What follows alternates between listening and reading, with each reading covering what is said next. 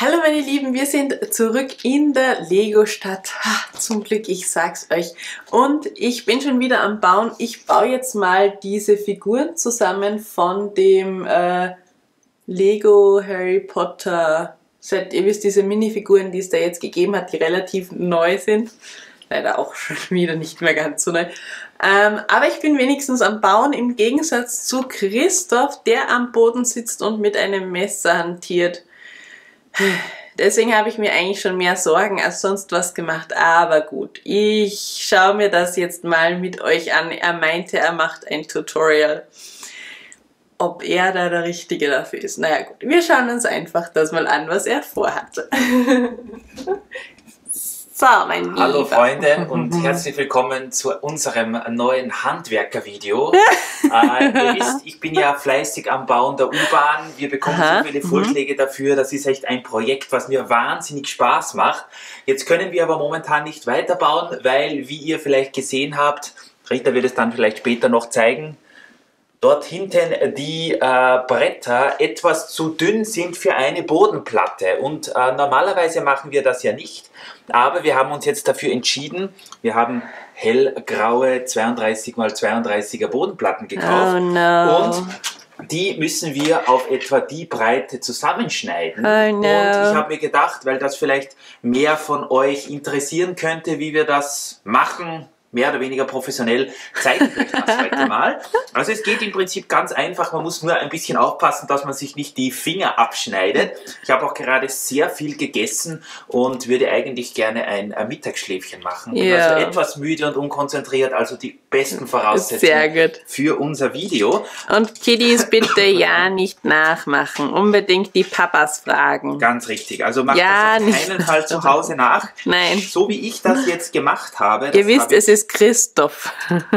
Das ist schon schlimm genug. Im Internet, dass das andere Leute auch so machen. Deswegen finde ich das eigentlich ganz eine coole Variante. Wir haben hier ein paar weiße, vergilbte Steine, die nicht mehr so schön sind. Und einen nicht originalen, hell- oder mittelgrauen, auch Zweier-Plate-Stein. Die geben wir dorthin, wo wir die Platte gerne zuschneiden möchten. Also dass das von der Breite her genauso passt. Drücken das ein bisschen fest, dass da nichts passiert. Wie gesagt, ich habe da Steine genommen, die nicht mehr so schön sind. Die wollten wir eigentlich im Sommer mal bleichen. Das haben wir aber dann gar nicht gemacht. Vielleicht gut, dass das jetzt der Sommer vorbei ist. Ja, im Winter geht das bei uns ja nicht. Könnte man auch mit UV-Lampen machen, aber ja, wir warten da mal. Dann braucht ihr ein bisschen Karton zum Unterlegen, damit ihr nicht in den Boden hineinschneidet. Und dann würde ich euch empfehlen, schaut, dass ihr ein extrem scharfes Messer oder wie hier ein Stanley-Messer oder so ein Teppichmesser ihr euch organisiert, wo die Klinge wirklich extrem scharf ist, also wo man überhaupt nicht draufdrücken muss und man ritzt hier schon zum Beispiel den Karton ein. Also bitte Kiddies wirklich ja nicht mitmachen. Das, was wir jetzt machen, ich positioniere mich, damit ich mehr Druck ausüben kann. Nein, eigentlich muss man gar nicht so fest tun. Ihr schaut, dass ihr also weg von euren Fingern seid auf der Hinterseite dieser Plates und dann fahrt ihr hier einfach ein paar Mal mit, ja, ich würde sagen, mittelgroßem Druck entlang. Müsst dann natürlich auch nochmal die Seite wechseln, dass wir von vorne auch nochmal schneiden können. Ich bin eigentlich Linkshänder, das Messer ist aber für Rechtshänder, also optimale Bedingungen heute wieder mal bei uns. Natürlich immer schön vom Körper weg, wie wir das in der Schule gelernt haben. Das heißt, ihr ritzt hier einfach ein paar Mal durch. Gibt es eigentlich Linkshändermesser auch solche? Ich weiß es nicht, ich glaube nicht, aber ich habe hier genau diese Einstellschraube dort, wo ich das Messer gerne halten würde. Und ihr seht, ich stecke hier schon fest, also wir sind hier schon relativ weit drinnen. Zeigen wir mal, wie das jetzt unten aussieht. Man hat hier unten jetzt schon, wo ich zum Teil schon fast durch war, die Kerbe und auch hier, ihr seht schon, die Platte biegt sich jetzt schon ganz schön. Ja, man sieht den Schnitt ganz gut. Hier schneide ich noch einmal ein bisschen rein, weil ich den Rand noch nicht erwischt habe. Und dann mache ich es immer so, ich gebe dann die Steine wieder herunter. Mit einem Brick Separator, Mit einem Brick Separator wäre es natürlich professioneller. Bevor du dir die Fingernägel jetzt auch noch kaputt machst. Lampenfieber. Ich habe aber hier festgestellt, dass der Brick Separator bei diesen Plates nicht besonders gut funktioniert. Deswegen machen wir das jetzt auf die russische Art. Ihr kennt uns ja. So, und die Platte sieht dann etwa so aus. Hoppala. Alter Schwede. Man kann dann, wenn man es gut gemacht hat, die Platte einfach, das sieht am Anfang Jetzt habe ich ein brutal bisschen aus, Angst, muss aber ich sagen. man kann die Platte dann so Gott. aufbiegen und mit ein Gott. bisschen hin und her. Das wäre eigentlich auch lustig, warte mal, wenn man eine Tischkante überbauen möchte, könnte man das ja eigentlich dann genauso lassen, Habe ich mir auch schon gedacht, dass das eigentlich ideal wäre hier für, voll.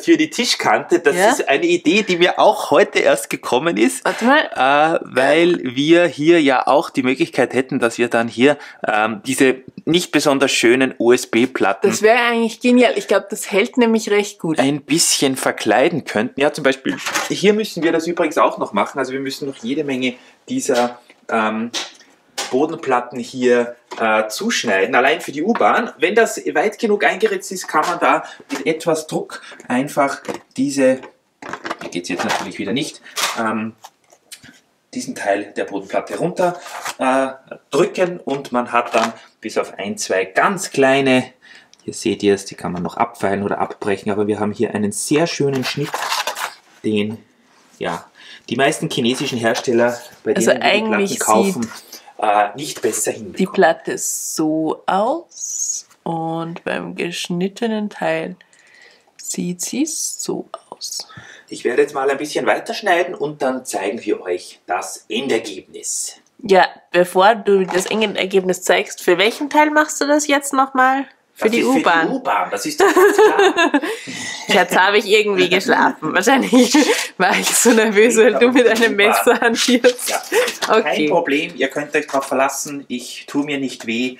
Es wird ganz großartig, was hier passiert. Wir müssen das auf jeden Fall noch an einigen Stellen der Stadt machen. Wir haben viele Ecken und Enden, auch zum Beispiel beim Hochhaus, wo so eine 3/4 Bodenplatte hineingehört. Da müssen wir das auch noch machen. Ich habe jetzt mal jede Menge hellgraue Platten bestellt, damit wir jedenfalls die U-Bahn mal abdecken können und dann schauen wir weiter, wie viele Platten wir noch haben. Na gut, und übrigens hochprofessionell bitte mit diesem Kaffee. Ich finde das ja auch immer super. Das nenne ich Wohlfühlhandwerkern. Ja. Ich brauche einen Kaffee zum Arbeiten, sonst kann ich mich nicht konzentrieren. Genau. Also bis gleich mal. Alexa, aus! Sonst bekommen wir hier noch Probleme mit dem Copyright und damit herzlich willkommen zurück hier bei uns.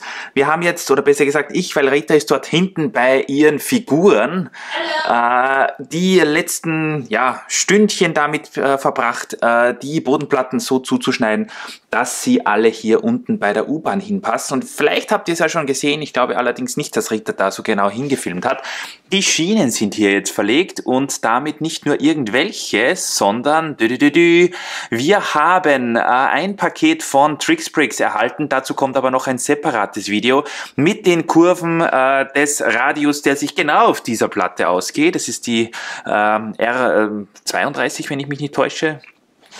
Auf jeden Fall die genau hier auf so einer 60er Platte hinpassen. Da haben wir jetzt dort hinten einen halben Kreis montiert und auch auf der anderen Seite dort, wo Rita ist, unter dem Güterbahnhof, ist ein Halbkreis. Dazu machen wir aber nochmal ein separates Video, weil die Schienen wollen wir euch schon noch im Detail zeigen. Übrigens waren die Kollegen so nett und haben uns sogar so einen selbstgemachten Prellbock noch dazu geschenkt, was ich total cool finde, denn wir haben einige Gleise, die irgendwo im Nichts enden und wenn ihr Rita kennt, dann wisst ihr, dass die schon mal einen Zug von der Tischplatte runter plumpsen lässt. Was ist hier jetzt also passiert? Ich glaube, ich habe an die 20, wenn nicht 25 Bodenplatten zugeschnitten. Übrigens, hier seht ihr die Legende 7740, ja, und Rita natürlich, okay.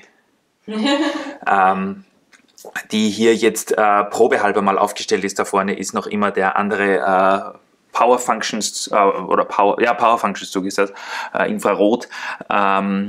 Die Bodenplatten haben wir jetzt alle schön zugeschnitten, das heißt, dieser Bereich ist jetzt komplett mit Bodenplatten versehen, außer einer 32×32er. Wir haben leider keine ganze Bodenplatte mehr gehabt, die fehlt dort noch.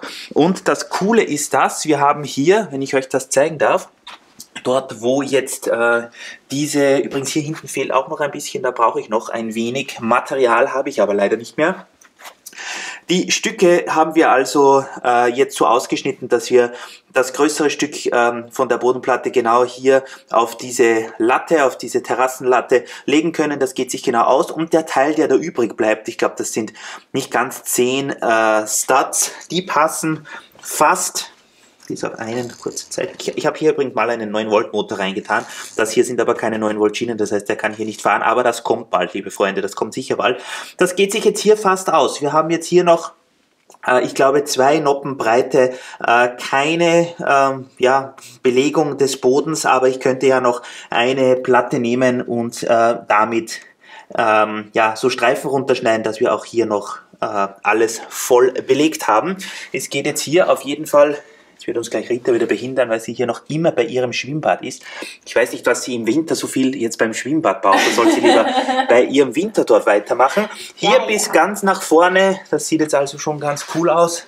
Dann ist hier ja diese kleine Ecke, wobei wir uns hier den Platz noch freilassen wollen, weil wir ja vielleicht eine Rampe bauen, entweder hier oder auch, jetzt ist Rita schon wieder im Weg, dort hinten, wo es sich noch ein bisschen besser ausgeht, wo wir diese S-Kurve und auch die Kante in unserem Layout haben.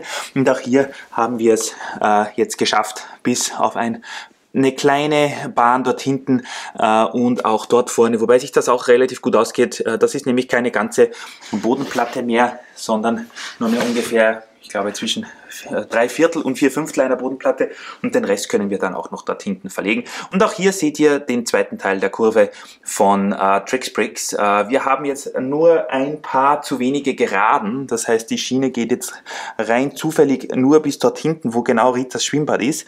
Aber wenn wir ein paar Gerade gekauft haben, was hoffentlich nicht so lange dauern wird, dann werden wir auch hier demnächst mal einen Zug fahren lassen. Was ist jetzt der Plan? Rita muss hier schnell weg. Wir haben jetzt natürlich vor, ihr habt ja vielleicht gesehen,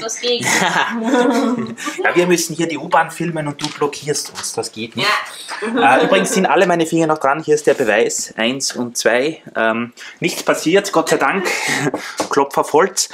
Und ich finde, das sieht jetzt schon ganz cool aus, wenn man hier reinschaut, man sieht die Bodenplatten, das macht einfach ein ganz anderes Bild. Der Plan ist jetzt, und da seid ihr natürlich wieder gefragt, ihr habt uns zwar schon jede Menge Vorschläge in die Kommentare geschrieben.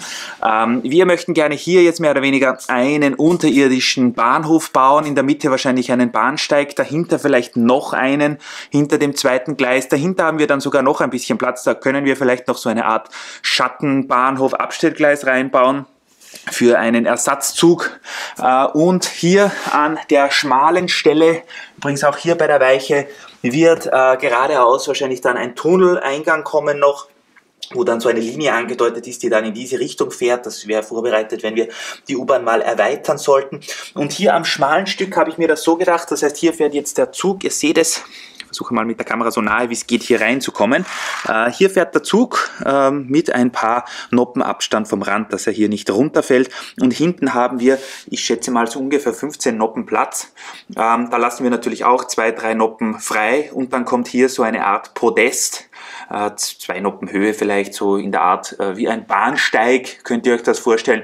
Und hinten wird aufgemauert und dann können hier Leute gehen. Das ist natürlich eigentlich nicht für die Öffentlichkeit zugänglich, aber Kanalmitarbeiter, U-Bahn-Techniker, dann wird es vielleicht diverse kleine Secrets geben, wo ja illegale Machenschaften passieren, vielleicht ein Krokodil irgendwo im Untergrund unterwegs ist und so weiter. Also da haben wir mehrere Meter Platz, um hier ein paar nette Szenen zu gestalten.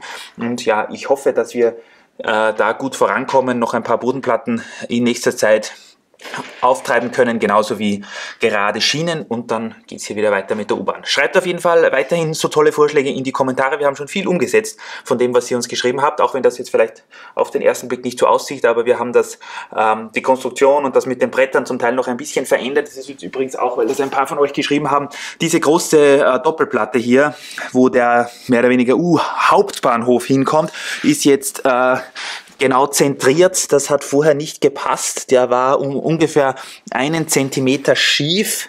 Das hat mich am Anfang nicht so gestört, aber dann habe ich mir doch gedacht, es wäre schöner, wenn der genau abschließen würde, und jetzt ist das genau gerade, wie ihr seht. Also ja, macht das schon Sinn.